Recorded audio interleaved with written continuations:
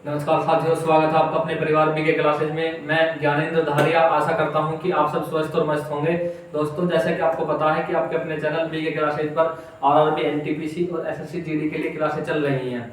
उसी सीरीज में आज हमारी ज्योग्राफी शुरू हो चुकी है और ज्योग्राफी में भी हमने वर्ल्ड ज्योग्राफी, वर्ल्ड मैपिंग को पढ़ लिया है। और हमने कल क्या करा, हमने भारत वाली ज्योग्राफी को शुरू कर चुके हैं। और भारत वाली ज्योग्राफी को हम किन अध्ययन में पढ़ेंगे, किन पार्ट में पढ़ेंगे, आज हम उन सभी की चर्चा करने वाले हैं। तो दोस्तों, सबसे पहले हम देखेंगे जो अपना भारत है। हमने कल देखे क्या थी, हमने कल भारत की स्थिति देखी थी। भारत की स्थिति के बारे में चर्चा की। भारत ग्लोब पर कहाँ स्थित है, भारत के अक्षांश स्थिति, अक्षांशीय, देशांतरीय, इन दोनों स्थिति के बारे में बात की। और फिर देखा हमने कि इन अक्षांश स्थिति का, इस अक्षांश स्थिति का भारत की जलवायु के ऊपर क्या प्रभाव पड़ेगा, इन सब बारे में हमने उसके बारे में चर्चा करी थी। और देखा था भैया भारत की तटीय रेखा कितने प्रकार की है, भारत के वे कौन से राज्य तटीय सीमा से, समुद्र से सीमा टच करते हैं, भारत के वे कौन से राज्य हैं जहाँ से कर्क रेखा होकर गुजरती है, भारत के वे कौन से राज्य हैं जो पड़ोसी देशों से सीमा साझा करते हैं, भारत के पड़ोसी देश कौन कौन से हैं। तो उसके बारे में हमने डिटेल से थोड़ा थोड़ा देख लिया था। तो आज क्या है, हम केवल भारत के बारे में बात करेंगे और भारत में बात करेंगे भारत के फिजिकल इंडिया की। यानी एक तो होता है, देखो पॉलिटिकल मैप, आप देखोगे ना, एक तो होता है पॉलिटिकल मैप। यदि आप क्या करोगे, यदि आप बाजार में मैप देखोगे तो दो तरह के आता है। एक तो आता है राजनीतिक मैप और दूसरा कौन सा आता है, दूसरा आता है फिजिकल मैप। फिजिकल मैप मतलब वो प्राकृतिक मैप जो जिसके साथ में कोई छेड़छाड़ नहीं की गई है, वो कौन सा मैप होता है, वो प्राकृतिक मैप होता है। और जो हमने अपनी सुविधा के लिए सीमाओं में धरती को बांट लिया है, जैसे राज्य की सीमा है, ये जिले की सीमा है, जिला स्तर पर सीमा है, ये तहसील के स्तर पर सीमा है, बाउंड्री लाइन है, तो उन मैप को क्या कहते हैं, उन्हें हम राजनीतिक मैप कहते हैं। तो भी सबसे पहले हम आज बात करने वाले हैं भैया अपने फिजिकल इंडिया की। अब फिजिकल इंडिया में हम बात करेंगे भारत के उन पार्ट की जो जिनमें भारत बटा हुआ है। जैसे कुछ भाग मैदानी भाग हो सकते हैं, जिन मैदान में हम रहते हैं, या हम कहाँ रहते हैं, हमारा जो अपना मेरठ है वो गंगा और यमुना के दोआब क्षेत्र में स्थित है अपना मेरठ।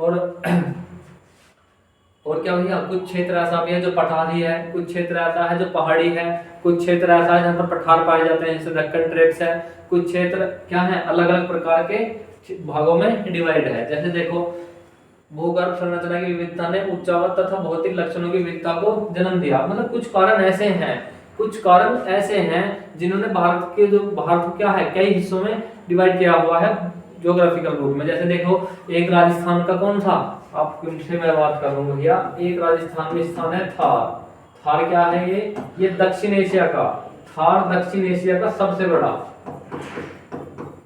दक्षिण एशिया का सबसे बड़ा रेगिस्तान है भैया, कौन सा, थार का रेगिस्तान। और दूसरा आता है अपना कौन सा, दूसरा हमारे भारत में क्या आएंगे, यदि हम इधर जाएंगे ना मेघालय की तरफ, तो मेघालय की तरफ क्या जाएंगे, वहां पर अधिक वर्षा होती है। क्या होते हैं, यहाँ पर अधिक वर्षा होती है। यहीं पर स्थान है एक चेरापूंजी, क्या है, एक स्थान यहाँ पर चेरापूंजी है पूर्व में, भारत के पूर्वी राज्यों में जो कौन सी 7 सिस्टर्स है उन्हीं में से एक में क्या है, चेरापूंजी राज्य है। यहाँ पर क्या होती है भैया, यहाँ पर सर्वाधिक वर्षा होती है, सर्वाधिक वर्षा होती है यहाँ पर। और जो अपना ये कौन सा थार वाला क्षेत्र है, ये भारत का मरुस्थल है। और भारत में भी ये कहाँ का है, भारत में भी ये मरुस्थल है, दक्षिण एशिया का सबसे बड़ा। तो हम बात करेंगे इन टॉपिक्स के ऊपर कि भैया ऐसे मतलब किन परिस्थितियों के आधार पर भारत को बांटा गया। जैसे एक क्षेत्र तो थार का रेगिस्तान है, दूसरा भैया चेरापूंजी है। तो हम इन सब के बारे में डिटेल से चर्चा करेंगे कि भैया ऐसी स्थिति क्यों भारत के अंदर उत्पन्न हुई। जैसे भारत के उत्तर में हिमालय है, भारत के उत्तर में क्या है भैया, हिमालय है। अब वो सुरक्षा प्रदान करता है भारत को, एक फिजिकल बाउंड्री, एक प्राकृतिक बाउंड्री प्रदान करता है हिमालय पर्वत एक फिजिकल बाउंड्री यानी प्राकृतिक बाउंड्री प्रदान करता है भारत को। तो हिमालय की उत्पत्ति कैसे हुई, थार के रेगिस्तान की उत्पत्ति कैसे हुई, और रेगिस्तान में जो थार का रेगिस्तान है इसकी क्या क्वालिटियां हैं, हिंदुस्तान का जो हिमालय पर्वत है उसकी क्या खूबियां, इन सब के बारे में हम आज चर्चा करने वाले हैं। दूसरा आता है भैया अपना दक्कन ट्रेप्स। यदि हम बात करें दक्कन ट्रेप्स की, जो दक्कन का पठार है उस वो क्यों उत्पन्न हुआ, उसकी उत्पत्ति के क्या कारण थे, उन सब के बारे में एक बार थोड़ा थोड़ा देख लेंगे। एग्जाम की दृष्टि से जो इंपॉर्टेंट चीजें होंगी हम उन सभी को यहाँ पर पढ़ने वाले हैं। तो देखो जो बातें मैं यहाँ पर बोल रहा हूँ वो सब मेरे पीछे पीपीटी के रूप में लिखी हुई है। क्या है भैया, पीपीटी के रूप में लिखी हुई है। आप चाहे तो उसे वहां से कॉपी कर सकते हैं। देखो अब क्या आता भैया अपना ये मैप चलता, अब आता भैया अपना ये मैप। ये भैया मैं आपसे बात करूं, ये फिजिकल मैप है, इंडियन फिजिकल मैप है भैया। अब इसी में भारत को कई हिस्सों में डिवाइड करा गया। कई हिस्सों में क्या करा गया भैया, डिवाइड करा गया। उन सब की हम यहाँ पर चर्चा करने वाले हैं। जैसा कि मैंने तुम्हें पहले बताया, सबसे पहली रेंज आती है यहाँ पर नीले कलर में जो रेंज लिखी हुई है ना, ये नीले कलर वाली जो रेंज है ये क्या है भैया, ये एक पर्वत है। क्या है, एक पर्वत है। ये क्या है भैया, हिमालय। ये क्या है भैया, हिमालय है। अब पहली बात तो हिमालय, भैया ये बताओ हिमालय तो हमें पता है कि भारत के उत्तर में हिमालय, लेकिन कुछ ऐसी चीज बताओ जो पहली बार सीखने के लिए मिले। तो पहली बार सीखने के लिए क्या मिलेगा, देखिए सब चीजें किताबों में लिखी हुई हैं, आपका देखने का दृष्टिकोण अलग हो सकता है। हम पढ़ेंगे हिमालय की उत्पत्ति के कारण, कि हिमालय भारत के उत्तर में ही क्यों स्थापित है, हिमालय जो है भारत के उत्तर में ही क्यों स्थापित है। दूसरी आती है ये जो आपको ग्रीन कलर वाला, ये कौन सा भैया, ये जो आपको ग्रीन कलर वाला पार्ट नजर आ रहा है यहाँ पर, ये जो ग्रीन कलर वाला पार्ट नजर आ रहा है ना, ये है भैया मैदानी क्षेत्र। क्या भैया, मैदानी, दोआब। क्या भैया, दोआब का क्षेत्र है। अब भैया एक बात बताओ, दोआब क्या क्षेत्र है, ये दोआब क्या क्षेत्र है। तो दोआब होता दो नदियों के, दो जलधाराओं के बीच का वो क्षेत्र, जिसको किस चीज की, जहां से जल की आपूर्ति कहां से होती है, नदियों से होती है। अब देखो दो नदियों के बीच का क्षेत्र है, इसका मतलब वहां पर पानी की तो कमी नहीं होगी, पानी की कमी नहीं होगी। तो मैं आपसे बात करूं ना, यदि भारत के अंदर जितनी भी जनसंख्या है, भारत के अंदर जितनी भी जनसंख्या है उसका अधिकांश इस मैदानी क्षेत्र में निवास करती है। इसका मैदान, जिसको उसका जो होता ना, उसका अधिकांश जनसंख्या इस मैदानी क्षेत्र में निवास करती है। क्या है, गंगा जमुना का, यहाँ से यहाँ तक क्या है भैया, गंगा जमुना का मैदानी क्षेत्र है। और यदि हम यहाँ से बात करें तो ये वाला कौन सा, सिंधु नदी का सहायक क्षेत्र है, सिंधु सतलज रावी व्यास, ये पंजाब वाला उसका क्षेत्र है। जो आपका पंजाब क्षेत्र पड़ता ना भाई, क्या पड़ता, जो आपका पंजाब नाम पड़ा है ना, वो इसी कारण पड़ा है पंजाब। अब देखो जैसे कहेंगे दोआब, मैंने तो बता रहे दोआब का मतलब होता है दो नदियों के बीच की भूमि, दोआब। सबसे पहले लिखेंगे भाई यहाँ पर दोआब लिखेंगे यदि हम, जैसे बना दोआब। अब दोआब क्या है, दो नदियों के बीच का क्षेत्र, दो नदियों के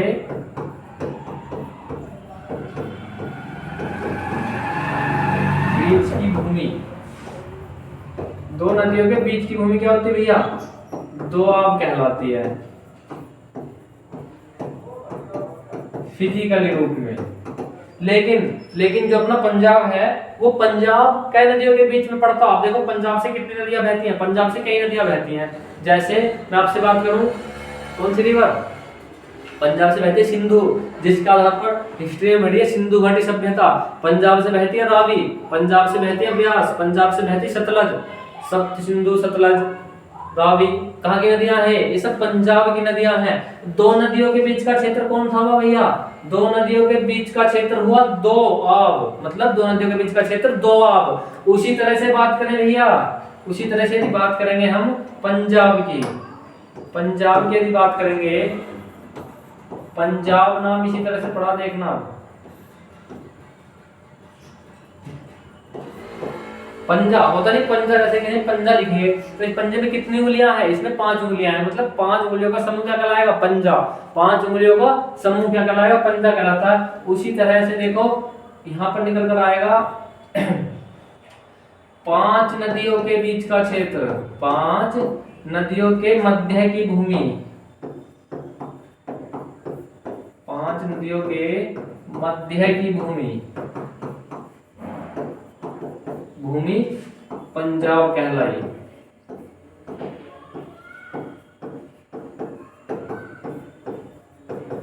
5 नदियों के मध्य की भूमि क्या कहलाई भैया? पंजाब कहलाई थी। 2 नदियों के बीच की भूमि दोआब कहलाई। तो ये चीज तुम्हें समझ में आई। अब देखो तीसरी बात हम यहाँ पर करने वाले थे डेजर्ट की। हालांकि इन सब के बारे में हम एक एक करके अभी पढ़ने वाले हैं 2 से 4 मिनट के बाद ही।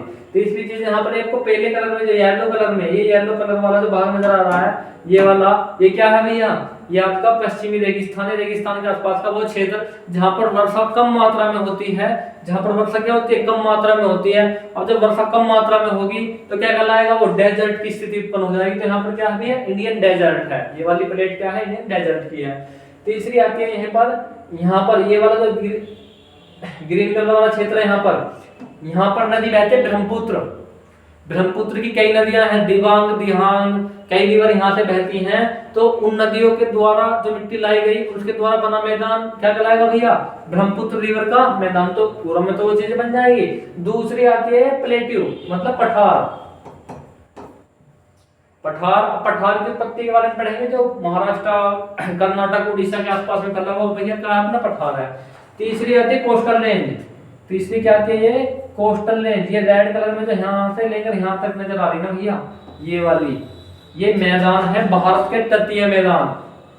इन भारत के तटीय मैदान में बहुत सारी खेती होती है और कई प्रकार के यहाँ पर फसलें होती हैं, जैसे काजू, चावल, मतलब धान और गेहूं वगैरह भी यहाँ पर कई प्रकार की फसलें पाई जाती हैं। और दक्षिण में जाएंगे जितना तो वहां पर मसालों की खेती होती है इन्हीं मैदानों में। अब मैदान आपका हो गया दक्षिण में मैदान, मैंने कहा जो ना समुद्र है ना, समुद्र के लगभग 100 से 50 किलोमीटर के दायरे में ये मैदान पाए जाते हैं। अब ये मैदान बने कैसे? हमने अब तक ये पढ़ा कि मैदान पाए जाते हैं, लेकिन इन मैदानों की उत्पत्ति कैसे हुई? इन मैदानों की उत्पत्ति कैसे हुई, हम इनके बारे में चर्चा करेंगे, क्योंकि ये तो हमने कई बार देख लिया कि भैया 50 से 100 किलोमीटर के दायरे में चौड़ाई में ही मैदान पाए जाते हैं। भाई ये तो हम पहले देख चुके, लेकिन हमें क्या देखना भैया? इनकी उत्पत्ति बताओ, उत्पत्ति कैसे हुई, तो हम उसके बारे में अब यहाँ पर देखने वाले हैं। तो देखो भाई, सबसे पहली बात चलती है हमारी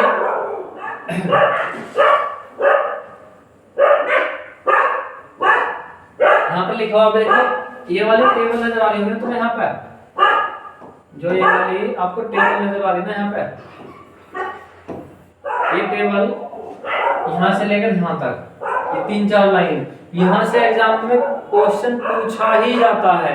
यदि भारत के डिवाइडेशन का आधार पर क्वेश्चन पूछेगा, फिजिकल डिवाइडेशन का आधार पर, तो यहाँ से पूछ लेगा कि भारत के कुल क्षेत्र का कितने % भाग पर्वत के रूप में है।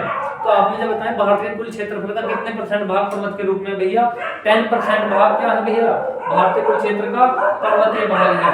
यदि भारत के अंदर 100 किलोमीटर स्क्वायर भूमि है तो उसका 10 किलोमीटर स्क्वायर क्षेत्र क्या कहलाएगा भैया? उसका 10 किलोमीटर स्क्वायर क्षेत्र कहलाएगा भैया, पर्वतीय क्षेत्र कहलाएगा। दूसरी आते हैं यहाँ पे 18% भाग पहाड़ी है।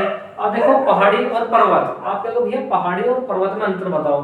देखो पहाड़ी तो होती है, एक तो होता है पर्वत चलते हैं कोस्टल रेंज, पर्वत चलते हैं पूरी रेंज के आधार पर। एक होती है पहाड़ी, छोटी मोटी पहाड़ी है, तो उसे बोलेंगे पहाड़ी। तो 18% भाग क्या भैया? पहाड़ी है। 27% भाग पठारी है और 43% भाग है भैया ये मैदानी क्षेत्र है। इसी 43% भाग पर क्या होती है? भारत की फसलें होती हैं। और इसी 43% भाग का अधिकांश भाग गंगा यमुना का दोआब क्षेत्र है। गंगा यमुना और ब्रह्मपुत्र सब सिंधु का दोआब क्षेत्र है। अब देखना सबसे अधिक, मैं आपको यहीं पर एक बात बताऊंगा अभी छोटी सी, आप देखना इतनी तो जनसंख्या अलग वाले कलर में मिलेगी आपको, और उतनी ही जनसंख्या ये ग्रीन बेल्ट है। उतनी ही जनसंख्या कहाँ मिलेगी भैया? ये जो तुम्हें ग्रीन बेल्ट नजर आ रही है ना, कौन सी? Green belt. इसी ग्रीन बेल्ट में उतनी जनसंख्या इतनी ग्रीन बेल्ट में आपको नजर आएगी। जैसे अपना उत्तर प्रदेश है, बिहार है, पंजाब है, दिल्ली है, हरियाणा है, तो इन क्षेत्रों में अधिक जनसंख्या पाई जाती है, क्योंकि यहाँ पर मैदानी क्षेत्र है, फसलें अधिक मात्रा में होती हैं। तो क्या होंगी भैया? जहाँ पर खाने पीने की सुविधा अच्छी होगी तो वहां पर क्या होगा? अपना जीवन अच्छा होगा, जीवन अच्छा होगा। एक बात मैं यहीं पर आपसे और बताऊंगा थोड़ी देर में, चलो जब बताओ से तब जी चलेंगे। क्वेश्चन इस टेबल से पूछा जाएगा कितने % भाग पहाड़ी है? 27%। कितने प्रतिशत भाग पठारी है? 10%। कितने % भाग मैदानी है? 43% भाग मैदानी है। और चीजें यहाँ से एग्जाम में क्वेश्चन पूछे ही जाते हैं। अब देखो चलते हैं अपने कितने भागों में बांटा? पहला क्षेत्र हिमालय पर्वतीय प्रदेश, दूसरा क्षेत्र जो मैंने गंगा यमुना पंजाब सिंधु का भी मैदान बताया था वो कौन सा जाएगा भैया? उत्तरी मैदानी प्रदेश आ जाएंगे। तीसरा जाएगा प्रायद्वीपीय पठार, तीसरा कौन सा जाएगा? प्रायद्वीपीय पठारी क्षेत्र। प्रायद्वीप का मतलब होता है ये, यदि ऐसे लाइन खींच दे तो इधर भी पानी है, इधर भी पानी और इधर भी पानी, तीन तरफ से भूमि से घिरा हुआ भाग क्या कहला? प्रायद्वीप। तो तीसरा कौन सा जाएगी? प्रायद्वीपीय पठारी क्षेत्र, तटवर्ती मैदानी क्षेत्र, द्वीपीय समूह क्षेत्र। तो भैया कितने हिस्सों में बांटा भारत को? 5 हिस्सों में बांट लिया। अब देखो सबसे पहले यदि हम बात करेंगे यहाँ पर इसी में, देखो भाई इसी में सबसे पहला पार्ट कौन सा? हिमालय पर्वतीय क्षेत्र। हिमालय पर्वतीय क्षेत्र सबसे पहले हम इसकी चर्चा करेंगे। हम यहाँ पर चीजें लिख रही हैं। और देखो भारत के उत्तर में, भारत के ठीक सिर के ऊपर ठीक उत्तर में कहाँ है भैया? हिमालय पर्वत विराजमान है। क्या है भैया? हिमालय, महान हिमालय पर्वत विराजमान है, जिसकी सबसे ऊंची चोटी क्या है? माउंट एवरेस्ट है। कहाँ पर है वो? नेपाल में स्थित है। कितनी ऊंचाई इसकी? 8849 मीटर स्क्वायर, 8849 मीटर। देखो कितनी? 8849 मीटर क्या है इसकी ऊंचाई है, सर्वाधिक, जो विश्व की सर्वाधिक ऊंची चोटी है। दूसरी बात आती है इसकी अक्षांश देशांतर स्थिति के बारे में यहाँ पर बताया गया। अक्षांश देशांतर स्थिति में तुम्हें कल यहाँ बताई थी भैया, ऐसे पड़ी हुई रेखाएं तो क्या कहलाएंगी? ये भैया अक्षांश है। ये खड़ी हुई रेखाएं क्या कहेंगे? ये भैया देशांतर स्थिति कहलाई। कितने अक्षांश में कितने देशांतरीय स्थिति में मौजूद है। अब बात चलती है भैया हिमालय की उत्पत्ति की। हिमालय की उत्पत्ति की यहाँ पर बात चलती है। हिमालय की उत्पत्ति के बारे में दो सिद्धांत सबसे इंपॉर्टेंट हैं। पहला तो आता है भैया एक वहां पर जो पहला सिद्धांत है भू सन्नति का सिद्धांत। भू सन्नति का मतलब भूमि का धीरे धीरे धंसना। दूसरा सिद्धांत आता है प्लेट विवर्तन की, मतलब लिखेंगे हिमालय की उत्पत्ति के दो सिद्धांत लिखेंगे इस तरह से।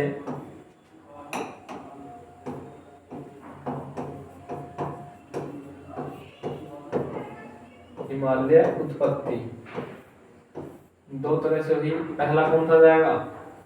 भूसन्नति। दूसरा कौन सा जाएगा भैया? दूसरा जाएगा प्लेट विवर्तन की।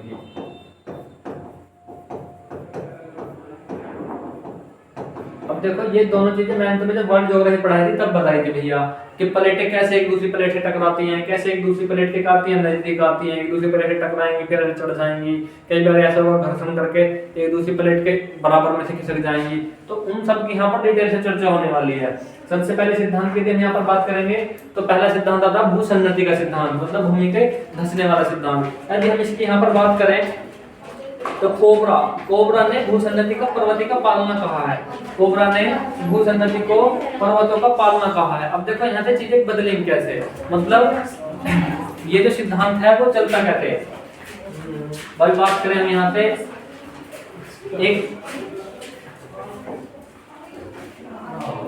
क्षेत्र भाई यहाँ पर है, एक क्षेत्र यहाँ पर है और दूसरा क्षेत्र भैया यहाँ पर, और बीच में क्या है? बीच में एक सागर है। उस सागर का नाम क्या है? टैथिस सागर। उस सागर का नाम क्या भैया? उसका नाम है टैथिस सागर।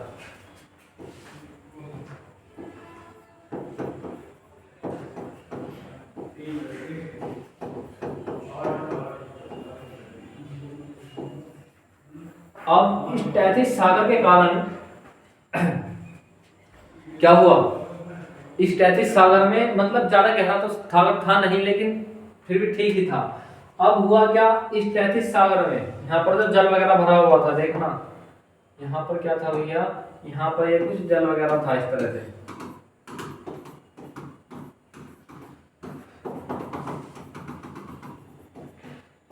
अब इतना होने के बाद में कुछ नदी इधर से आ रही थी भैया, इस तरह से इस क्षेत्र से आ रही थी, कुछ नदी भैया इस क्षेत्र से जा रही थी। अब ये नहीं पता थी कितनी, पर नदियां थी जरूर ऐसे।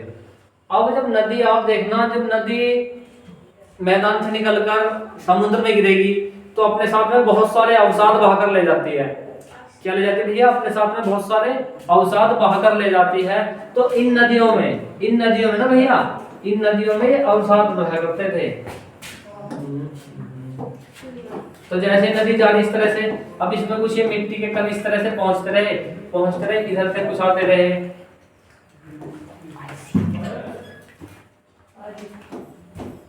अब धीरे धीरे क्या हुआ, लाखों वर्षों तक ये नदियां इसी तरह बहती रही। मतलब ये दक्षिण वाला पार्ट जो है, जो अपना क्या था, प्रायद्वीप भारत, इसे कहेंगे अपना प्रायद्वीपीय भारत। इस प्रायद्वीपीय भारत से देखना, ये वाला जो पार्ट है प्रायद्वीपीय भारत की बात हो रही है, ये वाला जो पार्ट है चाइना वाले पार्ट की बात हो रही है, मतलब जो अपना यूरेशियन प्लेट थी।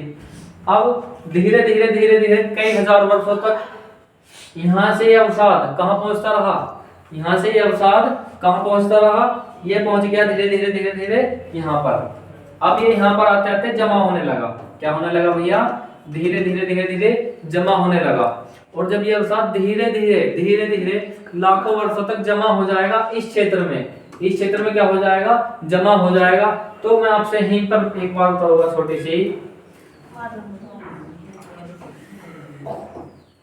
यहाँ पर ये दो प्लेटें थी भैया, ये ए और ये बी। अब जब ये दो प्लेटें क्या होंगी, यहाँ पर तो वजन काफी है हैवी, इन प्लेटों में तो क्या है, वजन काफी है, और यहाँ पर जो अवसाद पहुंच रहे थे धीरे धीरे इस तरह से निकलकर, तो क्या करेंगी, ये दोनों प्लेटें एक दूसरे की तरफ प्रेशर डालना शुरू करेंगी। और जैसे ये प्रेशर डालना शुरू करेंगी, इसके बीच में जो क्या है, ये अवसाद जो है ये क्या बन जाएगा, ये चोटी के रूप में विकसित होता चला जाएगा। और इसी तरह से क्या हुआ भैया, हमारे हिमालय पर्वत का निर्माण हुआ था। पहला सिद्धांत क्या हुआ आपका, कंप्लीट हुआ, भूमि के सन्नति वाला सिद्धांत, जो किसने दिया था भैया, वो कोबरा ने दिया था। अब चलते हैं अपने दूसरे सिद्धांत पर। दूसरा क्या है यहाँ पर, प्लेट विवर्तनिकी का सिद्धांत। अब देखना, जो बातें मैंने तुम्हें यहाँ पर बताई है वो ठीक मेरे शब्दों में कहाँ लिख दी गई है, मेरे पीछे पीपीटी के रूप में चल रही है। अब दूसरा सिद्धांत आता है हमारा प्लेट विवर्तनिकी का सिद्धांत। इसे पढ़ने से पहले यहाँ पर देखो, जो बातें मैंने तुम्हें मैप के माध्यम से बताई है, लिख कर बताइए, वो सब चीजें कहाँ है भैया, यहाँ पर लिखी हुई है। दो प्लेट है, एक प्लेट है ये, दूसरी प्लेट ये है, बीच में क्या है अपना तैतीस सागर है। उस सागर में धीरे धीरे नदियां, उस सागर में धीरे धीरे नदियां क्या हो रही हैं, आकर गिरती जा रही हैं। और जब ये नदियां गिरती रहेंगी तो यहाँ पर क्या होंगे, यहाँ पर ये अवसाद इकट्ठा हो जाएगा। क्या होगा भैया, अवसाद इकट्ठा हो जाएगा। और इस अवसाद के इकट्ठा होने के बाद में दोनों प्लेटें, प्लेट ए और प्लेट बी, तीसरी कंडीशन में क्या करेंगी, एक दूसरे की तरफ मूव करना शुरू कर देंगी। और बीच में जो ये अवसाद है ना, बीच में जो ये अवसाद है, ये किस तरफ मूव करना शुरू कर देगा, ये ऊपर की तरफ मूव करना शुरू कर देगा, जो किसका प्रतीक है, हमारे हिमालय का प्रतीक है। मतलब हिमालय के प्रतीक के रूप में निकल कर आया। अब देखना ये कितने, जो अपना हिमालय है ना, उसकी स्थिति थोड़ी कमजोर सी है, मतलब हमारे मुकाबले यहाँ के। क्या हुआ, अभी 2023 में एक डैम बना हुआ है टिहरी बांध। उस टिहरी बांध में 2023 की बात है भाई, पिछले साल की, तो वहां पर टिहरी बांध के कारण एक स्थान पड़ता उत्तराखंड में जोशीमठ। उस टिहरी बांध का पानी इस जोशीमठ तक पहुंच गया था, धीरे धीरे रिसाव करते हुए। तो जोशीमठ में बहुत से मकान रह गए, बहुत सी दुकान वगैरह क्या हुई थी, यहाँ पर काफी त्रासदी देखने को मिली थी। किस कारण, क्योंकि ये जो हिमालय है ना, ये अभी थोड़ी कच्ची अवस्था में है, ये उतनी पक्की स्थिति में नहीं है जितना क्या है हमारा, जितना हमारा प्रायद्वीपीय भारत का पठारी वाला क्षेत्र है। कौन सा भैया, पठार वाला क्षेत्र है। तो इसी कारण यहाँ पर भूकंप अधिक आते हैं। भूकंप कम कहाँ आते हैं, भूकंप आते हैं हमारे प्रायद्वीपीय भारत में, क्योंकि वो कैसी स्थिति में, वो भी मजबूत स्थिति में वहां की भूमि पाई जाती है। अब दूसरा आता हमारा प्लेट विवर्तनिकी का सिद्धांत। ये जो सिद्धांत है, ये सिद्धांत ऐसा होता है, जब एक प्लेट दूसरी प्लेट से आकर टकराएगी तो क्या होगा भैया, देखना, एक प्लेट क्या होती है, दूसरी प्लेट से आकर के टकराएगी तो क्या होगा भैया, वो प्लेटें मूव करती हैं, भूकंप वगैरह वहां पर आते हैं। देखो ये प्लेट ए की बात करें,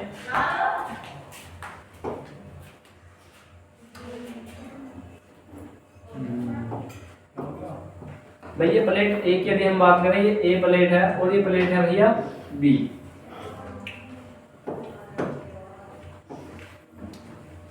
अब ए प्लेट जब बी प्लेट से अगर टकराना शुरू करेगी तो टकराने के बाद में क्या होगा, भीषण झटके महसूस होंगे, भूकंप आएगा। और भूकंप आने के साथ में कई बार ऐसा होगा, ये प्लेट इस तरफ मूव करी, ये प्लेट इस तरफ मूव करी, टकराने के बाद में धीरे धीरे क्या हुई, इस तरह से मूव करती चली गई। तो क्या हुआ भैया, हिमालय का निर्माण हुआ। जो टकराने के बाद में कुछ लावा वगैरह निकल के बाहर आया, जैसे ज्वालामुखी वगैरह फूट, तो क्या हुए, पर्वतों के निर्माण हुआ। तो कौन सा सिद्धांत था भैया, ये प्लेट विवर्तनिकी का सिद्धांत था। अब इसमें हुआ क्या था, एक प्लेट तो थी इंडो ऑस्ट्रेलियन प्लेट, एक प्लेट थी भैया Indo Australian plate. Indo Australian plate मतलब नीचे वाली प्लेट किधर जाकर टकराई, यूरेशियन प्लेट, मतलब ये प्लेट ये वाली थी अपनी,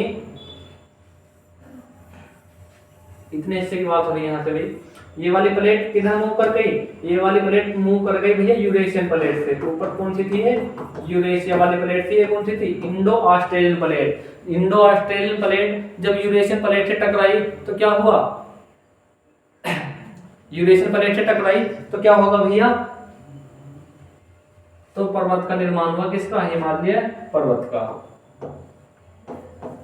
किसी का निर्माण हुआ, हिमालय पर्वत का। यदि इन दोनों सिद्धांत में सबसे ज्यादा, यदि इन दोनों सिद्धांत में सबसे ज्यादा क्या होगा भैया, सबसे ज्यादा प्रमाणिक यदि किसी को माना जाता है तो किसे माना जाता है, प्लेट विवर्तनिकी सिद्धांत को माना जाता है। लिखा हुआ है यह सिद्धांत हिमालय की उत्पत्ति का सर्वश्रेष्ठ क्या करता है भैया, सर्वश्रेष्ठ,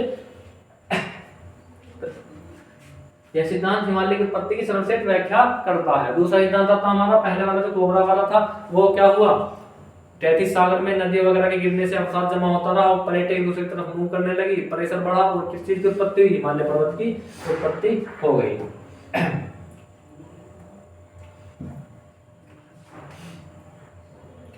इन अभिसरण से 33 सागर, देखो वही चीजें चली, इन अभिसरण प्लेटों से 33 सागरों से पड़ने लगा, हिमालय पर्वत का निर्माण हुआ।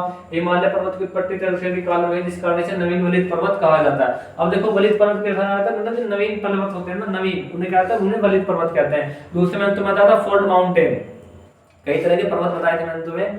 तो एक थे खंड पर्वत, बिलोक पर्वत थे, खंड पर्वत थे, तो उन सभी की मैंने तुम्हें क्वालिटी बताई थी, खंड पर्वत कैसे होते हैं, बिलोक पर्वत कैसे होते हैं।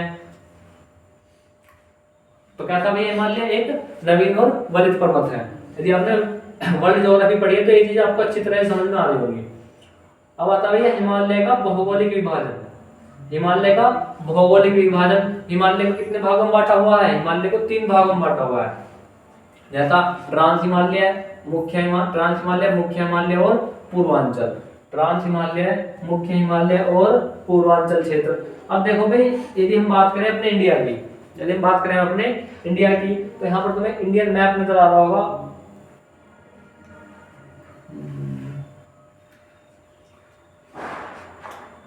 ये अपने इंडिया का उत्तर वाला भाग है भैया, ये वाला, ये क्या है, अपने इंडिया का उत्तर वाला भाग है। और इसी मैप में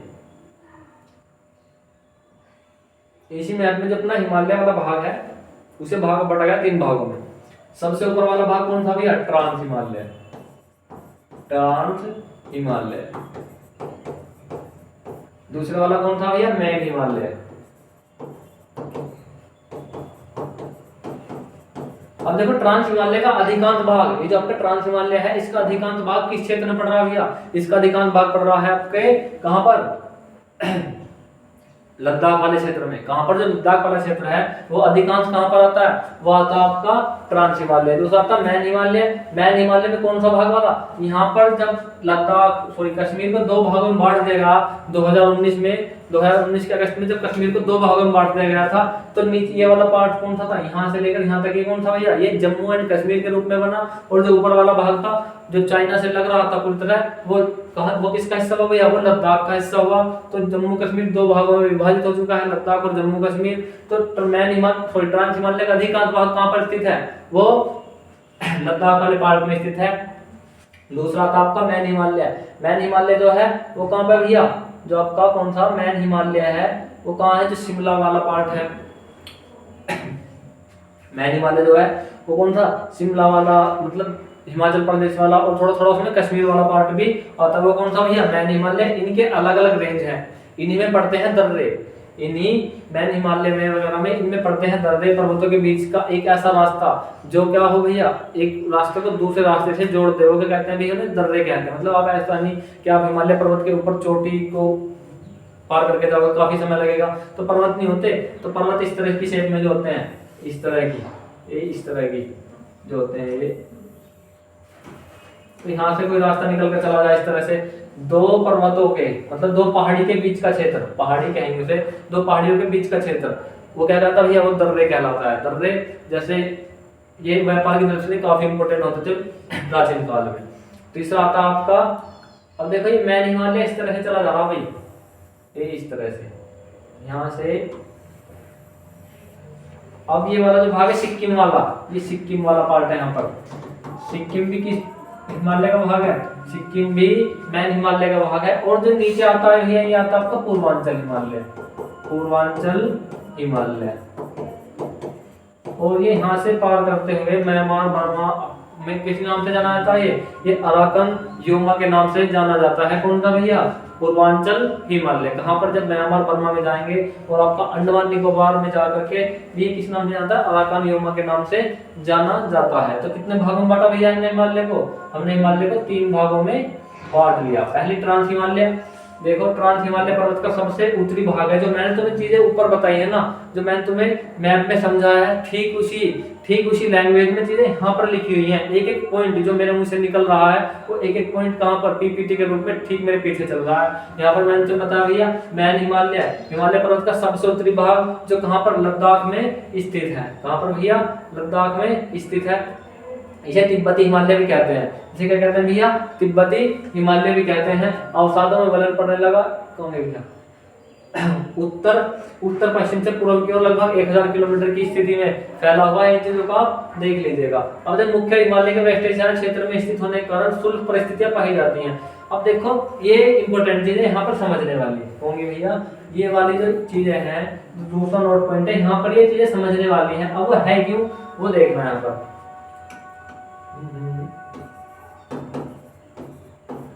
ये समझने वाली लॉजिकल चीजें हैं। दूसरी चीजें लिखे हैं, मुख्य हिमालय के वृष्टि छाया, मुख्य हिमालय के वृष्टि छाया क्षेत्र में होने के कारण यहाँ पर क्या पाई जाती है, यहाँ पर शुष्क परिस्थितियां पाई जाती हैं। इस क्षेत्र में वनस्पति का अभाव पाया जाता है। मतलब जो आपका लद्दाख का वो है ना, लद्दाख वाला रीजन, वहां पर शुष्क परिस्थितियां पाई जाती है, ठंड बहुत होती है। क्या होती है, अब मैं आपसे एक बात पूछूं छोटी सी यहीं पर कि भैया आप मुझे एक बात बताओ, भारत में रेगिस्तानी मरुस्थल कहाँ पे है, भारत में मरुस्थल कहाँ पे है? तो इस क्वेश्चन का जवाब आप मुझे बताएं कि मरुस्थल कहाँ पर है भारत में।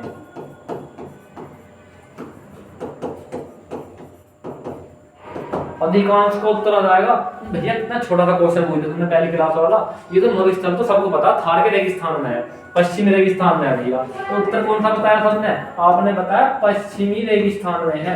कहाँ पर, पश्चिमी राजस्थान में है, जैसलमेर की तरफ, जैसलमेर वगैरह की तरफ क्या है भैया, मरुस्थल है। लेकिन मैंने आपसे एक बात की कि भैया भारत में जो है ना मरुस्थल एक ही जगह नहीं है, भारत में मरुस्थल 2 से 3 जगह पाया जाता।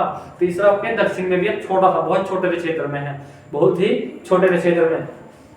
दूसरा कहां पर पड़ता, दूसरा पड़ता लद्दाख से थोड़ा सा ऊपर। क्यों पड़ता है, क्योंकि यहाँ पर ठंड होती है। यहाँ पर क्या होती है, यहाँ पर ठंड तो होती है हिमालय पर्वत के कारण, लेकिन यहाँ पर वर्षा नहीं होती। और जो होता ना मरुस्थल का एकमात्र कारण ये नहीं होता कि भैया जहाँ पर रेत के धोरे उड़ रहे हमने उसे भी उठा के कह दिया भैया मरुस्थल है। मरुस्थल का मतलब केवल एक पॉइंट से हम जज नहीं कर सकते कि मरुस्थलीय क्षेत्र है, कि वहां पर भैया रेत के धोरे चल रहे तो मरुस्थल नहीं। यदि उस क्षेत्र में 25 सेंटीमीटर से नीचे वर्षा हो रही है तो हम उसे मरुस्थल की श्रेणी में रखते हैं। 25 सेंटीमीटर से नीचे यदि वर्षा हो रही है तो उसे किस श्रेणी में रखते हैं, उसे मरुस्थल की श्रेणी में रखते हैं। राजस्थान में जो आपका जैसलमेर वाला क्षेत्र है, अरावली पर्वत के पश्चिम वाला, उस क्षेत्र में क्या है भैया, वर्षा बहुत कम होती है। उस क्षेत्र में क्या होती है, वर्षा बहुत कम होती है। वर्षा कम होने के कारण 25 सेंटीमीटर से कम होती है, इस कारण वहां पर वनस्पति कम पाई जाती है, टेम्परेचर अधिक होता है। तो हमने क्या कह दिया, मरुस्थल कह दिया। लेकिन आपकी जो लद्दाख वाला रीजन है ना, लद्दाख वाले रीजन में भी हिमालय पर्वत के कारण वहां पर 25% भी वर्षा नहीं होती। 25 सेंटीमीटर में वाला परसेंट कह रहा हूँ, 25 सेंटीमीटर तक भी वर्षा नहीं होती। और वर्षा होने का सीधा रीजन है, देखा ये जो ज्योग्राफिकल कारण है ये आपकी राजनीतिक मैप को पूरी तरह प्रभावित करेंगे। देखो किस तरह से 25% तक वर्षा नहीं हो रही तो वनस्पति नहीं पाई जाएगी। जिस क्षेत्र में वर्षा नहीं होगी वहां पर वनस्पति नहीं पाई जाएगी, वनस्पति नहीं पाई जाएगी तो मवेशी जीव जंतु क्या नहीं होंगे, वहां पर नहीं पाए जाएंगे। और जहां पर ये चीजें नहीं होंगी वहां पर जल भी नहीं होगा, जल के कारण ना तो वनस्पति होगी ना कृषि होगी, कुछ कार्य नहीं होगा। और जहां पर खाने योग्य सामान उत्पन्न ना हो वहां पर मनुष्य रुकेगा। मनुष्य इतना लालची प्राणी है, वो केवल वहीं रहता है जहां पर उसे पर्याप्त मात्रा में अपना लाभ नजर आए। देखना ये वाला ये रेंज है, ये वाली जो रेंज है गंगा यमुना के दोआब वाली क्षेत्र, यहाँ पर भारत में सर्वाधिक घनत्व पाया जाता है। बिहार में सर्वाधिक घनत्व पाया जाता है। क्यों किस कारण पाया जाता? क्योंकि अधिक वर्षा होगी, गंगा का यमुना का दोआब क्षेत्र है, खाने पीने के लिए चीजें पर्याप्त मात्रा में होगी, अधिक जनसंख्या पाई जाएगी इसी क्षेत्र में। लद्दाख वाला क्षेत्र में जनसंख्या बहुत कम पाई जाती है। इस झालावाड़ जो आपका ये जैसलमेर वाला क्षेत्र है, इस जैसलमेर वाले क्षेत्र में जो आपका थार का रेगिस्तान है, इस रेगिस्तान के आसपास में लोगों के पास में कई सौ बीघे जमीनें हैं। 300 500 बीघे वाले जमींदार इस रेगिस्तान के आसपास में मिलते हैं। लेकिन क्या है, जनसंख्या कम है, जनसंख्या कम है। क्यों है? क्योंकि वहां पर विपरीत परिस्थितियां पाई जाती है, टेम्परेचर अधिक होता है, वर्षा कम होती है, खाने योग्य चीजें उत्पन्न नहीं होती। तो क्या है भैया, वहां पर मनुष्य रुकेगा? नहीं रुकेगा।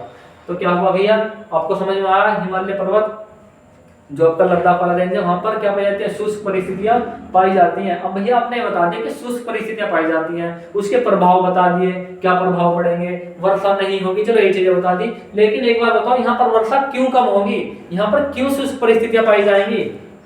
मैंने कहा ये चीजें देखो समझने वाली है। अब देखो फिर चलते अपनी वर्ल्ड ज्योग्राफी पर 1 मिनट के लिए।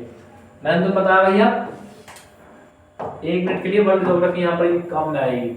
ये क्या अपनी पृथ्वी, ये 0 डिग्री लाइन है, ये कर्क रेखा है, ये अपनी मकर रेखा है, ये कर्क रेखा और ये कौन सी भी है, मकर रेखा हुई। अब ये अपना सूर्य देव है जी, ये क्या आपने सूर्य भगवान जी है। देखना अब चीजें कैसे अपडेट होगी। प्रकाश पड़ रहा है इस क्षेत्र में अधिक, किस क्षेत्र में प्रकाश पड़ेगा अधिक? इस वाली रेंज में अधिक प्रकाश पड़ेगा, बीच वाले क्षेत्र में अधिक प्रकाश पड़ेगा। जब इस वाले बीच वाले क्षेत्र में अधिक प्रकाश पड़ेगा तो क्या होगी, यहाँ पर अधिक वर्षा होगी। अधिक वर्षा क्यों होगी? अब सूर्य की गर्मी का प्रकाश से क्या मतलब है भैया, यहाँ पर गर्मी पड़ेगी अधिक, इस क्षेत्र में अधिक गर्मी पड़ेगी इस वाले में। जब यहाँ पर अधिक गर्मी पड़ेगी तो 0 डिग्री लाइन के पास में जो समुद्र है वो उसका पानी गर्म होगा। गर्म होने के बाद में जब आप घर पे पानी गर्म करते हैं तो पानी का चलता ऊपर की तरफ मूव करने लगता गर्म होकर के वाष्प के रूप में। तो यहाँ का पानी क्या होगा, वाष्प के रूप में ऊपर उठेगा, वाष्प के रूप में क्या होगा, ऊपर उठेगा भैया। हाँ ये बात सही है, ऊपर उठ जाएगा। और किस चीज का निर्माण करेगा? ऊपर उठने के बाद में निर्माण करेगा भैया किसका, बादलों का। अब जब वायु ऊपर उठेगी तो इस गोलार्ध में देखना यहाँ पर वर्ल्ड ज्योग्राफी किस तरह से काम में आएगी। इस गोलार्ध को हमने 2 बराबर भागों में बांट दिया। एक कौन सा, उत्तर वाला भाग बताया था, दूसरा कौन सा बताया था, दक्षिण वाला भाग बताया था। उत्तर दक्षिण मैंने बताया जब भैया हम अपने उत्तर में मूव करेंगे, क्या मूव करेंगे, जब हम अपने उत्तर में मूव करेंगे तो हम अपने दाएं साइड मूव कर जाते हैं। इस गोलार्ध में कहां मूव कर जाएंगे हम अपने जब अपने उत्तर में मूव करेंगे तो हम अपने किस साइड मूव कर जाएंगे, इस तरह से मूव करते हैं। दक्षिण हम अपने निचले गोलार्ध की तरफ जाएंगे तो किस तरफ मूव करेंगे, अपने बाएं साइड मूव करेंगे, इस तरह से मूव कर जाते भैया। लेकिन अब हमें एक बात बताओ, ये तो अपने वर्ल्ड ज्योग्राफी बताई थी, लेकिन इसका मरुस्थल से क्या मतलब है? मैंने कहा देखिए 2 चीजें समझाने वाली होती हैं, उनमें बेशक टाइम लगे लेकिन एक बार समझ में आ जानी चाहिए, वो ज्यादा इंपॉर्टेंट है। अब ये हमारा भारत पड़ता है इस रेंज में, इस रेंज में ये जो आपको यहाँ पर रेंज नजर आ रही है ना, ये वाली, यहाँ पर अपना भारत पड़ता है प्यारा सा, यहाँ पर भारत पड़ा। अब वही परिस्थितियां यहाँ पर भारत के साथ में उत्पन्न हुई। यहाँ पर जो केरला वाला पार्ट है, केरला के दक्षिण में जो हिंद महासागर है, अरब सागर है, बंगाली खाड़ी है, यहाँ पर प्रकाश पड़ा, समुद्र गर्म हुआ, मतलब वाष्प बनी, जल वाष्प बनने के बाद में किधर मूव करेगी, वो मैदानी वाले क्षेत्र की तरफ मूव करेंगी। क्योंकि यहाँ पर एक कॉन्सेप्ट दूसरा भी काम कर रहा, दूसरा कौन सा, एक यदि प्रकाश पड़ रहा है तो भूमि वाले भाग पर पड़ेगा और समुद्र वाले भाग पर पड़ेगा। समुद्र वाला भाग जल्दी गर्म होगा, भूमि वाला भाग जल्दी गर्म होगा, वहां की वायु उठ जाएगी, वहां पर निम्न दाब पाया जाएगा। तो ये जो जल वाष्प किस तरफ मूव करेगी, ये मूव करेगी भूमि के भाग की तरफ। किस तरफ मूव करेगी भैया, भूमि के भाग की तरफ मूव करेगी। मैं आपको इस सेकंड मैप में दिखाऊं, शायद मैप दिया हुआ है यहाँ पर यार, हाँ यहाँ पर दिया हुआ छोटा सा मैप देखा। अब यहाँ से ये मूव करने लगी चीजें, देखना यहाँ से वायु मूव करने लगी इस तरह से, यार तो इस तरह से यार, इस तरह से मूव करने लगी है। और जब यहाँ से चीजें मूव करने लगेंगी इस तरह से, तो भैया मुझे नो बताओ, जब वायु ऊपर तक पहुंचेगी, कहां तक, हिमालय पर्वत तक पहुंचेगी, तो पर्वत से टकराएगी, टकरा कर क्या करेगी, वहां पर वर्षा शुरू कर देगी। देखो यहाँ पर एक पर्वत है, यहाँ पर क्या है, ये एक पर्वत है इस तरह से, और यहाँ से वायु आ रही है, यहाँ से वायु और बादल के रूप में आ रही है, इस तरह से आई, इस तरह से आई। तो क्या ये बादल इस हिमालय के पार गए, नहीं गए, तो वर्षा कहाँ पर होगी, यहाँ पर क्या होगी, यहाँ पर वर्षा होगी, यहाँ पर क्या होगी, यहाँ पर शुष्क परिस्थितियां पाई जाएंगी। इसी कारण इस रेंज में क्या होती है, शुष्क परिस्थितियां पाई जाती हैं। अब देखो समझाने के लिए तो 1 मिनट की बात है, मैं आपको यहाँ से बताया था भैया सीधा सीधा कि यहाँ पर क्या पाई जाती है, यहाँ पर शुष्क परिस्थितियां पाई जाती है। मैं तुम्हें इतना बताया था, यहाँ से निकल लेता, लेकिन शायद जवाब ये क्वेश्चन आपकी जिंदगी भर मन में रहता है, यहाँ पर इसमें चीजें क्यों होती हैं। दूसरा आता ट्रांस हिमालय भी 3 भागों में विभाजित है। पहली आती काराकोरम श्रेणी, दूसरी आती लद्दाख श्रेणी, तीसरी आती जास्कर श्रेणी। काराकोरम, लद्दाख और जास्कर श्रेणी। अब देख कब बात करेंगे हम काराकोरम श्रेणी की, मतलब मैं हिमालय का विभाजन कितने भागों में करा, एक क्वेश्चन यहाँ से नहीं बन सकता भैया, मुख्य हिमालय, ट्रांस हिमालय और पूर्वांचल वाला क्षेत्र। अब इस क्षेत्र को भी, इस वाले को भी कितने भागों में बांट दिया, इसे भी 3 भागों में बांट दिया, तो कोई एक क्वेश्चन यहाँ से निकल कर आ सकता।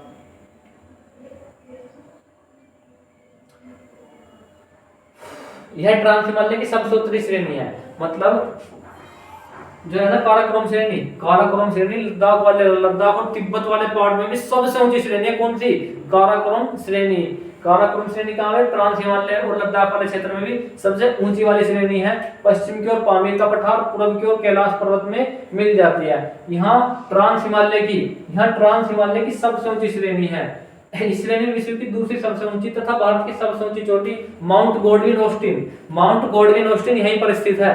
और माउंट गॉडविन ऑस्टिन आप मुझे बताएंगे किस क्षेत्र में है, माउंट गॉडविन ऑस्टिन। यहीं पर एक क्वेश्चन मैं आपसे पूछ लूं कि भारत की सबसे ऊंची चोटी, आप कहोगे भैया भारत की सबसे ऊंची चोटी मतलब जो आपका वो है माउंट एवरेस्ट, वो तो नेपाल में, मतलब वो तो है नहीं भैया। गॉडविन ऑस्टिन बताई तुमने, लेकिन गॉडविन ऑस्टिन भारत की सबसे ऊंची चोटी है, लेकिन वो उस वाले क्षेत्र की है जिस पर पाकिस्तान का कब्जा है, जिसे कहते हैं पीओके। जो माउंट गॉडविन ऑस्टिन है वो भारत के उस वाले क्षेत्र में जिसे पीओके कहते हैं। लेकिन यहीं पर यदि क्वेश्चन एग्जाम में बदलकर पूछ ले कि भैया भारत की ऐसी चोटी जो वर्तमान में भारत में स्थित है, सबसे ऊंची चोटी है, तो फिर कंचनजंगा आती है। कंचनजंगा कहां पर है, वो सिक्किम में स्थित है। तो यहाँ पे बदल बदल के क्वेश्चन पूछे जाते हैं अलग अलग फॉर्मेट में। गॉडविन ऑस्टिन भारत की सबसे ऊंची चोटी है, लेकिन वो उस भाग में है जो पीओके वाला पार्ट है। इस भाग में जो पीओके वाला पार्ट है वहां पर भारत की सबसे ऊंची चोटी गॉडविन ऑस्टिन स्थित है। कितनी है, 8611 मीटर स्थित है। इस श्रेणी में अल्पाइन हिमनदों के लिए विख्यात है, जैसे क्या होते हैं ग्लेशियर। ये ग्लेशियर के अलग अलग नाम है। यहाँ से क्वेश्चन थोड़ा डीप स्थिति में आएगा।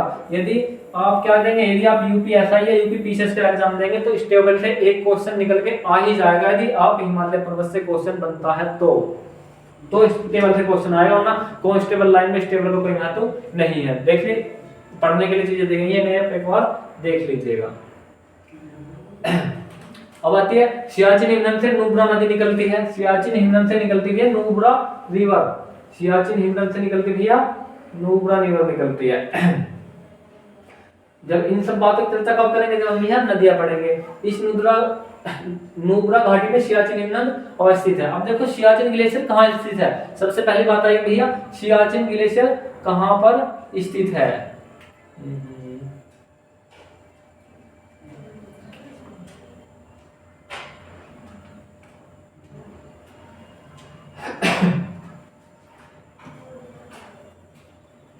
ये वाला यहाँ पर पार्ट नजर आ रहा, यहाँ पर स्थित है सियाचिन ग्लेशियर।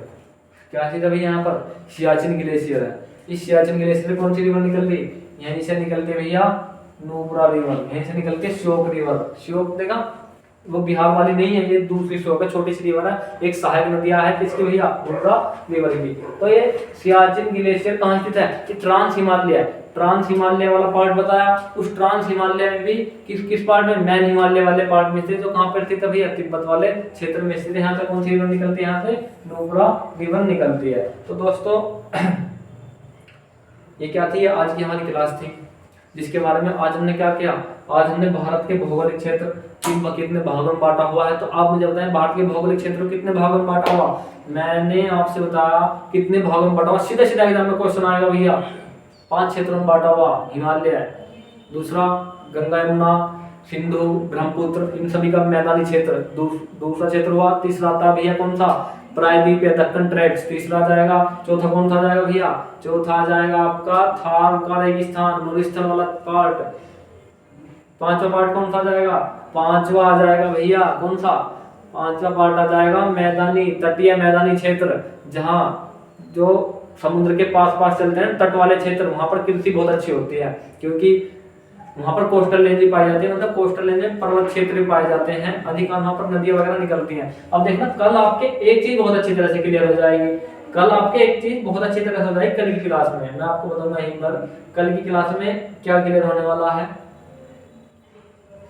आप कहोगे भैया एक बात तो हमें समझ में आ गई। मैंने कहा जी बताओ, यहाँ से तो नदियां निकल रही हैं, यहाँ से तो नदियां निकल ही रही हैं। यहाँ का तो हमें पता गंगा यमुना और कौन सी सिंधु रावी सतलज ब्यास ब्रह्मपुत्र नदियां निकल रही। भाई ग्लेशियर है हिमालय पर्वत पे, पता हमें यहाँ तो ग्लेशियर है। लेकिन भैया एक बात हमें नहीं समझ में आई, यहाँ पे तो बहुत गर्मी पड़ती है इस सारे क्षेत्र में, यहाँ से नदियां कैसे निकलती हैं, उन नदियों को पानी कहाँ से मिलता है, उन नदियों को पानी कहाँ से मिलता है, और ये जो हिमालय से नदियां निकलती हैं ये कैसी होती हैं, ये वाली नदियां होती है ये कैसी होती है। तो ये सब डाउट जो आपके हैं वो कल की क्लास में शायद क्लियर हो जाएंगे। तो भैया इन नदियों को सदानिका नदियां कहते हैं क्योंकि लाइफ टाइम बहती हैं, ये हिमालय पर्वत से निकलती हैं। ये कहते हैं वर्षा के टाइम पे बहती हैं। आप कहोगे भैया वर्षा का पानी तो खेत वेत में ही चला रहा है, लेकिन नहीं, ये जब से भारत का अस्तित्व है उससे भी पहले से नदियां बह रही हैं। कौन सी, दक्षिण भारत वाली नदियां। और यहाँ पर काफी अच्छी स्थिति पाई जाती है कृषि के लिए भी, थोड़ी बहुत तटीय क्षेत्र है कोस्टल लाइन में। तो दोस्तों ये आज की हमारी क्लास थी जिसमें हमने भारत को क्या करा, भारत को प्राकृतिक आधार के आधार प्राकृतिक व्यवस्था के आधार पर बांट कर देखा और उनकी क्वालिटी के बारे में हमने यहाँ पर चर्चा की। तो दोस्तों आज की क्लास हमारी यहीं पर समाप्त होती है। वीडियो को लाइक करें, कमेंट करें और शेयर करें। जय हिंद।